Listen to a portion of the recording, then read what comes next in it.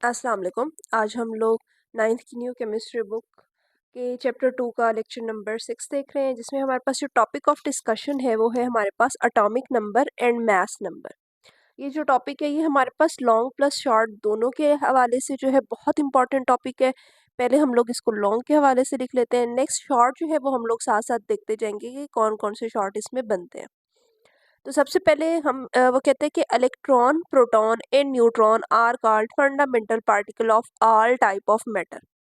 अब हम लोगों ने लास्ट टॉपिक्स में क्या देखा था कि हम लोगों ने ये देखा कि एटम के अंदर कौन कौन से पार्टिकल्स पाए जाते हैं, जिसमें हम लोगों ने देखा कि उसमें इलेक्ट्रॉन, प्रोटॉन और न्यूट्रॉन, और इन तीनों की पोजीशन के बारे में भी हम लोगों ने जो है डिटेल से स्टडी किया।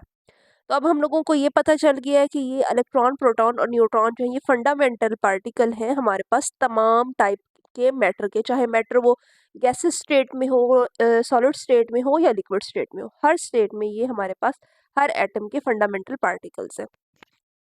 नेक्स्ट वो कहते हैं कि इन अदर वर्ड्स, दूसरे लफ्जों में, the atom of all element present in this world contain same electron, proton and neutron. अब वो कहते हैं या फिर हम ये भी कह सकते हैं कि इस दुनिया में जितने भी एलिमेंट्स के एटम पाए जाते हैं उसके अंदर इलेक्ट्रॉन, प्रोटॉन और न्यूट्रॉन जो है वो पाए जाते हैं। However an atom of one element differ from an atom of an other element because it contain different number of fundamental particles। हाँ, वो कहते हैं ये बात तो जो है कि तमाम एटम्स में इलेक्ट्रॉन, प्रोटॉन और न्यूट्रॉन पाए जाते हैं, लेकिन एक एटम, एक एलिमेंट के एटम, एक एलिमेंट का जो एटम है वो दूसरे एलिमेंट के एटम से मुख्तलिफ है। उसकी वजह क्या है कि एक एलिमेंट के एटम में मुख्तलिफ नंबर में इलेक्ट्रॉन, प्रोटॉन, न्यूट्रॉन पाए जाते हैं और दूसरे एटम में मुख्तलिफ नंबर से के इलेक्ट्रॉन, प्रोटॉन और न्यूट्रॉन पाए जाते हैं। इट मीन्स कि हर एटम में जो इलेक्ट्रॉन और प्रोटॉन, न्यूट्रॉन की जो तादाद है वो हमारे पास मुख्तलिफ होगी, लेकिन ये सब में पाए ज़रूर जाएंगे। एक्सेप्शन हम लोगों ने पढ़ी थी कि सिर्फ हाइड्रोजन, ऑर्डिनरी हाइड्रोजन में न्यूट्रॉन नहीं पाया जाता, उसके अलावा तमाम जो हमारे पास एलिमेंट्स के एटम्स हैं उसके अंदर इलेक्ट्रॉन, प्रोटॉन और न्यूट्रॉन ये तीनों फंडामेंटल पार्टिकल्स इसमें मौजूद होते हैं। नेक्स्ट वो बात करते हैं the number of proton present in an atom is always fixed. अब वो कहते हैं जो नंबर ऑफ प्रोटॉन है, ठीक है, एक एटम के अंदर जितने नंबर ऑफ प्रोटॉन है वो फिक्स रहेंगे, ठीक है, वो जो है कहीं जा नहीं सकती या उसके अंदर मजीद एडिशन नहीं हो सकती किसी और एटम से, उसके अंदर प्रोटॉन जो है वो आ नहीं सकते। तो प्रोटॉन के नंबर जो है वो हमेशा, एक एटम में अगर 5 नंबर है प्रोटॉन के तो वो 5 ही रहेंगे, वो हमेशा फिक्स रहेंगे, उनमें कोई चेंजमेंट नहीं आएगी। इस card atomic number of element, और ये जो प्रोटॉन के नंबर है ये हमारे पास क्या कहलाता है, एटॉमिक नंबर कहलाता है उस एलिमेंट का, ठीक है। अगर हमसे एटॉमिक नंबर का पूछा जाए तो एटॉमिक नंबर हमारे पास क्या होता है, the number of proton in an atom is known as atomic number. Next वो कहते हैं कि since an atom as a whole is electrically neutral. अब वो कहते हैं कि एक एटम जो है पूरे का पूरा वो क्या होता है, इलेक्ट्रिकली न्यूट्रल होता है, the number of electron present in atom will be the same as the number of protons. अब यहाँ पे वो कहता है कि जब एक एटम जो है वो इलेक्ट्रिकली न्यूट्रल है तो हमारे पास नंबर ऑफ इलेक्ट्रॉन जो होंगे वो किसके बराबर होंगे, नंबर ऑफ प्रोटॉन के बराबर होंगे। अब हम इस बात को जो है वो समझते हैं कि क्या बात कर रहा है।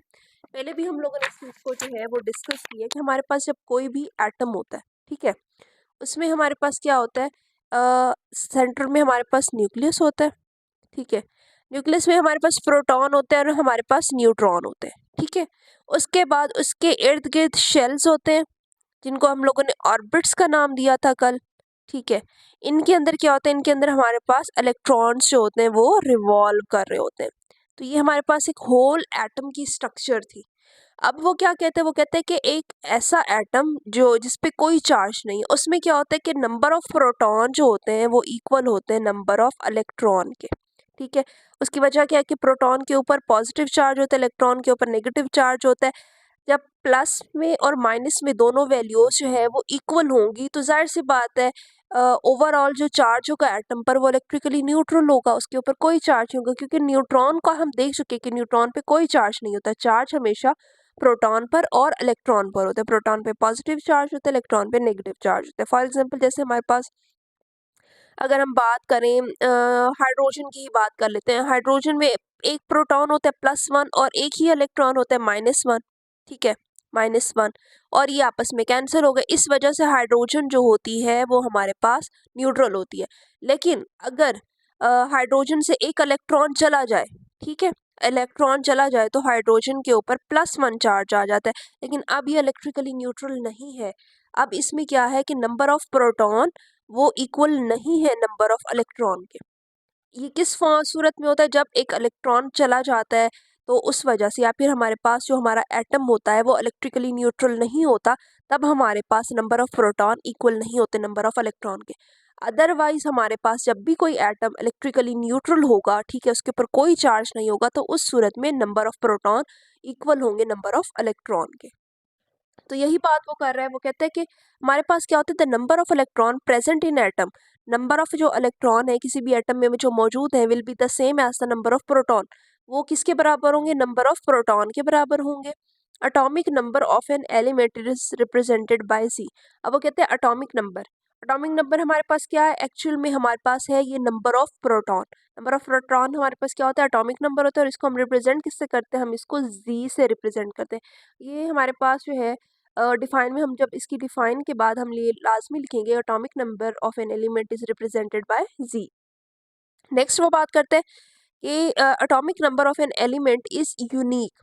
अटोमिक नंबर किसी भी एलिमेंट का जो अटोमिक नंबर होता है वो यूनिक होता है टू दैट एलिमेंट, उसी एलिमेंट के लिए, and that element is identified by this number.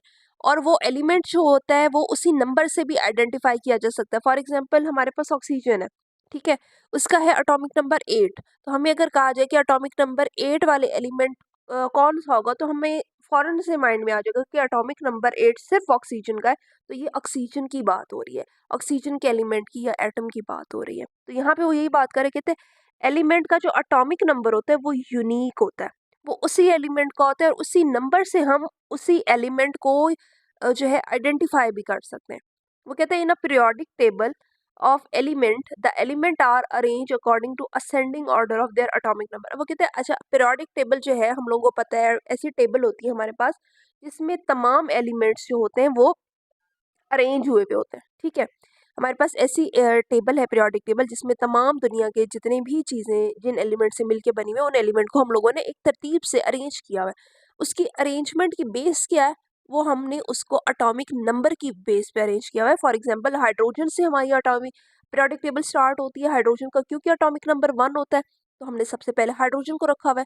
Then उसके बाद हमने हीलियम को रखा हुआ है क्योंकि उसका अटोमिक नंबर 2 होता है। फिर उसके बाद हम लोगों ने लिथियम को रखा हुआ है क्योंकि उसका अटोमिक नंबर 3 होता है। तो हम लोगों ने अटोमिक नंबर की बेस पे पूरी पीरियोडिक टेबल को अरेंज किया हुआ है।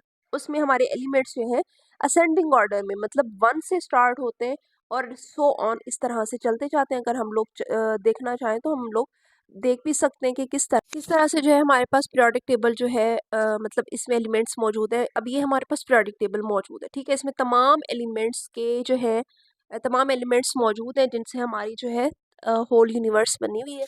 तो ये हमारे पास सबसे पहले हाइड्रोजन है जिसके ऊपर 1 लिखा हुआ है, ये इसका एटॉमिक नंबर है, ठीक है। हाइड्रोजन 1 एंड देन है हीलियम, हीलियम के ऊपर 2 एटॉमिक नंबर है।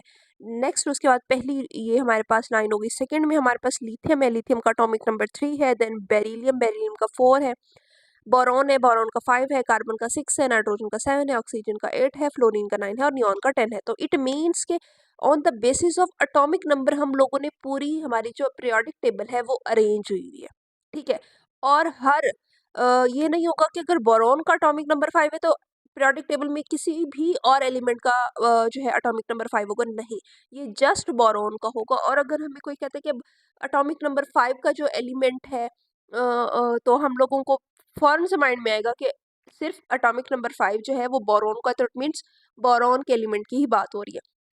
तो इस तरह से वो कहते हैं कि एटॉमिक नंबर जो होते हैं वो यूनिक होते हैं, और हर एलिमेंट का जो है वो यूनिक एटॉमिक नंबर, और इसी की बेसिस पे जो है हम लोगों ने पूरी हमारी पीरियोडिक टेबल जो है वो अरेंज हुई हुई है। उसमें तमाम एलिमेंट्स जो है on the basis of atomic number arrange हुए हुए हैं। यहाँ तक हमारा जो है एटॉमिक नंबर कंप्लीट हो गया है। इसमें हम लोगों ने एटॉमिक नंबर की सबसे पहले डिफाइन देखी, फिर हम लोगों ने ये देखा कि एटॉमिक नंबर को हम लोग रिप्रेजेंट किससे करते हैं, इट इज़ रिप्रेजेंटेड बाय जी। और उसके बाद हम लोगों ने देखा कि एक एलिमेंट जो है एलिमेंट की यूनिक नंबर होता है और इसी नंबर से ही हम लोग किसी एलिमेंट को आइडेंटिफाई भी कर सकते हैं। और हमारी जो पीरियोडिक टेबल है, ये भी बड़ी इंपॉर्टेंट बात है कि पीरियोडिक टेबल किस बेस पे जो है अरेंज की गई है, तो वो भी एटॉमिक नंबर की बेस पर जो है उसमें एलिमेंट्स जो है वो अरेंज किए गए। नेक्स्ट हम लोग देखते हैं मैस नंबर, कि मैस नंबर हमारे पास क्या होता है।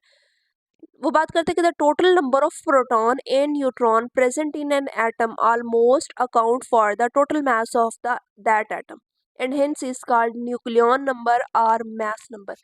अच्छा, कल भी हम लोगों ने एक बात डिस्कस की थी जिसमें हम लोगों ने कहा था कि 99.9% ऑफ जो हमारा एटम का मास होता है वो हमारे पास किस चीज़ की वजह से होता है, वो होता है हमारे पास न्यूक्लियस की वजह से। ठीक है, और न्यूक्लियस में हमारे पास क्या मौजूद होता है, प्रोटॉन और न्यूट्रॉन। यहाँ पे हमारे पास है ये कि इंटरेस्टिंग फैक्टर था information, nucleus is less than हमारे पास 1000, it contain more than 99% of mass of atom.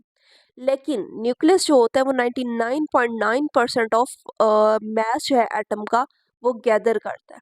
अब यहाँ पे उसी मास नंबर की बात हो रही है, तो इट मीन्स यहाँ पे न्यूक्लियस की बात हो रही होगी। और न्यूक्लियस में हमारे पास क्या मौजूद होता है, न्यूक्लियस में हमारे पास मौजूद होता है प्रोटॉन और न्यूट्रॉन। ठीक है, यहाँ पे वही वही बात करते कहते हैं just like atomic number the total number of proton and number of neutron present in an atom, atom के अंदर मौजूद नंबर ऑफ न्यूट्रॉन और proton almost account for the total mass of atom. अच्छा, वो कहते हैं कि इन्हीं की वजह से तकरीबन तकरीबन की बात हो रही है, टोटल की बात नहीं, तकरीबन जो है ऑलमोस्ट वो कह रहे हैं मास ऑफ द एटम जो होता है वो प्रोटॉन और न्यूट्रॉन की वजह से होता है and hence it is called, इस वजह से हम इसको न्यूक्लियन नंबर, क्योंकि ये न्यूक्लियस के अंदर मौजूद है, या हम इसको मास नंबर कहते हैं क्योंकि तकरीबन जो है 99.9% मास इनकी वजह से है।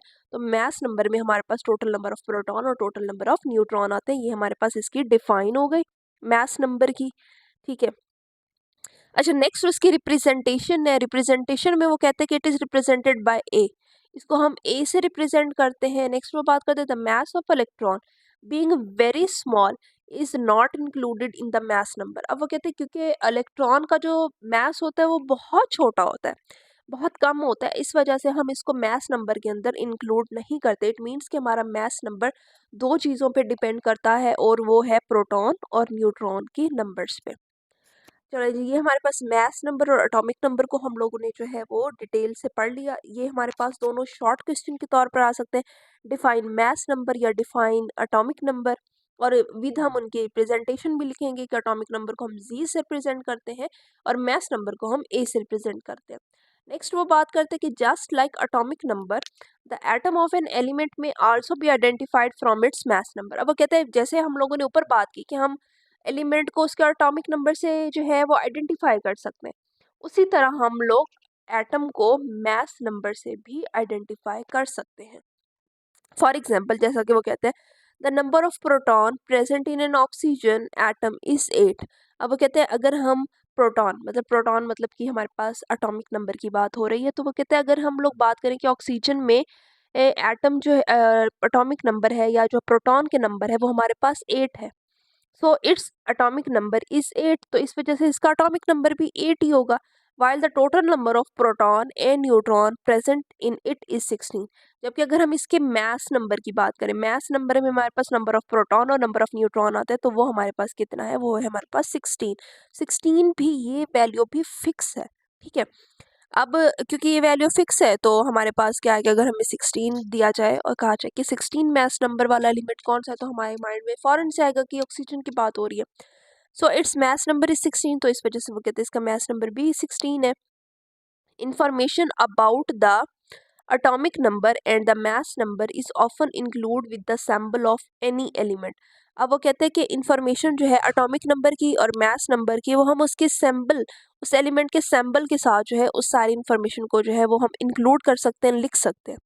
The atomic number is written as left subscript while the mass number is as left superscript. अब ये सुपरस्क्रिप्ट या सबस्क्रिप्ट क्या चीज़ है, ये हम लोग देखते हैं।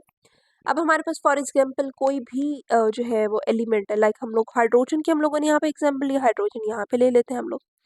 ठीक है, लेफ्ट साइड पे हम लोगों ने सुपरस्क्रिप्ट मतलब कि ऊपर, और सबस्क्रिप्ट मतलब कि यहाँ पे नीचे। सबस्क्रिप्ट में हम इसका एटॉमिक नंबर लिखेंगे जो कि हमारे पास 1 था, ठीक है। इसमें हाइड्रोजन में मास नंबर भी 1 है क्योंकि नंबर ऑफ न्यूट्रॉन्स तो होते नहीं है, तो सिर्फ प्रोटॉन होता है, 1 हो गया। अब हम अगर किसी और एग्जांपल देखें, जैसे हमने अभी ऑक्सीजन की बात की, ऑक्सीजन में हमारे पास इसका जो एटॉमिक नंबर था वो था 8, लेकिन हमारे पास जो मास नंबर था वो था 16। तो हम लोगों ने क्या करना है कि इसका मास नंबर और एटॉमिक नंबर को किस तरह से रिप्रेजेंट करना है, तो हमने सबसे पहले उस एलिमेंट का सिंबल राइट करना है। जैसे हमारे पास ऑक्सीजन का सिंबल होता है O, उसके लेफ्ट पे जो नीचे है, ठीक है, नीचे वाली साइड पे हम लोग उसका एटॉमिक नंबर लिखेंगे और ऊपर वाली साइड पे हम लोग उसका मास नंबर लिखेंगे। तो ये हमारे पास पूरी जो है टोटल इन्फॉर्मेशन आ गई है कि हमारे पास ऑक्सीजन का मास नंबर क्या है और उसका एटॉमिक नंबर क्या है। यहाँ पे वो यही बात कर रहे हैं कि हम लोगों ने इस तरह से एटॉमिक नंबर रिटर्न करना है।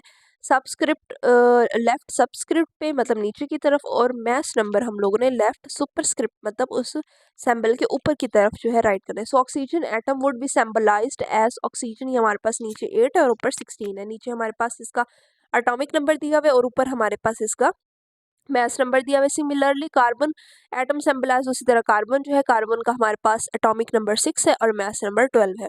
Will have 6 proton and 6 neutrons. कि प्रोटॉन 6 हैं तो जाहिर सी बात है 12 अगर हमारे पास इसका जो है वो मैस नंबर है तो इट मीन्स कि 6 हमारे पास न्यूट्रॉन होंगे। नेक्स्ट वो बात करते हैं कि the number of neutron in present in an atom can be calculated if its atomic number set and mass number are known. अब वो कहते हैं कि अगर हम लोगों ने नंबर ऑफ न्यूट्रॉन फाइंड करने हैं तो हम लोग वो कैलकुलेट कर सकते हैं। अगर हमारे पास एटॉमिक नंबर और मास नंबर जो है हमें फाइंड हो तो हम लोग उससे न्यूट्रॉन के नंबर फाइंड कर सकते हैं। अब हम लोग जानते हैं कि हमारे पास जो है फॉर एग्जाम्पल हमारे पास न्यूट्रॉन है, हमने इसको फाइंड करना है। तो हम लोग क्या करेंगे, मैस नंबर मतलब ए से हम लोग माइनस कर देंगे प्रोटॉन को। अब मैस नंबर हम लोग जानते हैं कि मैस नंबर हमारे पास क्या होता है, असल में ये इक्वल होता है number of neutron plus proton, ठीक है। और जेड हमारे पास क्या है, नंबर ऑफ प्रोटॉन है, हमें नंबर ऑफ प्रोटॉन पता है। तो हम लोग क्या करेंगे, इसमें से नंबर ऑफ प्रोटॉन को माइनस जब करेंगे, नंबर ऑफ प्रोटॉन माइनस कर लेंगे तो सिर्फ नंबर ऑफ न्यूट्रॉन्स बच जाएंगे हमारे पास। अब जैसे हमारे पास एग्जांपल थी ऑक्सीजन की, ऑक्सीजन में हम लोगों को पता था कि नंबर ऑफ मास नंबर जो इसका है वो है 16, नंबर ऑफ प्रोटॉन जो है वो है 8। तो हमारे पास नंबर ऑफ न्यूट्रॉन कितने आएंगे, अगर 16 में से 8 चले जाए तो 8 बढ़ते हैं। इसका मतलब है कि नंबर ऑफ न्यूट्रॉन जो है हमारे पास ऑक्सीजन में वो 8 है।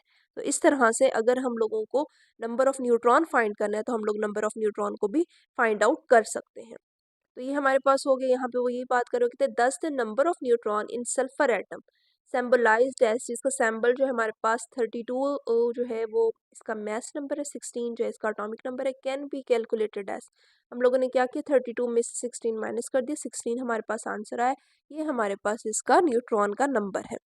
नेक्स्ट इंटरेस्टिंग इंफॉर्मेशन है, वो कहते हैं कि changing the number of electron of an element form ion, while the changing of the number of neutron of an element form isotopes। अब यहाँ पे वो दो चीज बातें कर रहा है। वो कहते हैं हमारे पास, हम लोगों ने पहले भी इस बात को डिस्कस की है कि नंबर ऑफ इलेक्ट्रॉन तो डिफरेंट हो सकते हैं, लेकिन नंबर ऑफ प्रोटॉन जो होते हैं वो हमारे पास हमेशा फिक्स रहते हैं, वो कभी भी चेंज नहीं होते। तो यहाँ पे वो बात कर रहे हैं, अब हमारे पास तीन जो है फंडामेंटल पार्टिकल, एक है प्रोटॉन, एक है इलेक्ट्रॉन और एक है न्यूट्रॉन, ठीक है। प्रोटॉन कभी भी चेंज नहीं होंगे, ये फिक्स्ड रहेंगे। इलेक्ट्रॉन जब यहाँ से मतलब एक इलेक्ट्रॉन लीव करके जाएगा या इलेक्ट्रॉन की एडिशन भी हो सकती है, तो उससे बनने वाले जो हमारे पास नया जो होगा उसको हम एलिमेंट को आयन कहते हैं, ठीक है। अगर ये इलेक्ट्रॉन को लूज करता है, इलेक्ट्रॉन दे देता है, तो इसके ऊपर पॉजिटिव चार्ज आता है। और अगर ये इलेक्ट्रॉन गेन करता है, दूसरे से ले लेता है, तो इसके ऊपर नेगेटिव चार्ज आता है, ठीक है। और न्यूट्रॉन का नंबर अगर चेंज होता है, ठीक है, न्यूट्रॉन अगर नंबर चेंज करता है तो इसके नतीजे में बनने वाले जो होते हैं हमारे पास, उनको हम आइसोटोप्स कहते हैं, ठीक है। आइसोटोप्स हमारे पास बनते हैं। तो इन चीज़ों को, आइसोटोप्स को हम लोग जो है डिटेल से स्टडी करेंगे। और अगर हम आयन की बात करें तो यहाँ से हम इस बात को याद रख सकते हैं कि देना हमेशा अच्छी चीज़ है, पॉजिटिव चीज़ है। तो जो एटम इलेक्ट्रॉन को दे रहा है तो उसके ऊपर पॉजिटिव चार्ज आया, और लेना या किसी से छीनना नेगेटिव चीज़ है। तो जब भी कोई एटम किसी और से जो है इलेक्ट्रॉन लेता है या उसे छीनता है तो वो क्या आता है, उसके ऊपर नेगेटिव चार्ज आता है। तो इस तरह से इन चार्जेस को याद करना भी ईजी हो जाएगा। तो ये हमारे पास जो इंटरेस्टिंग इन्फॉर्मेशन है। नेक्स्ट टॉपिक में इंशाल्लाह हम लोग आइसोटोप्स को ही डिटेल से स्टडी करेंगे। तो हम देखेंगे कि किस तरह से न्यूट्रॉन के चेंज होने से हमारे पास आइसोटोप्स बन रहे हैं।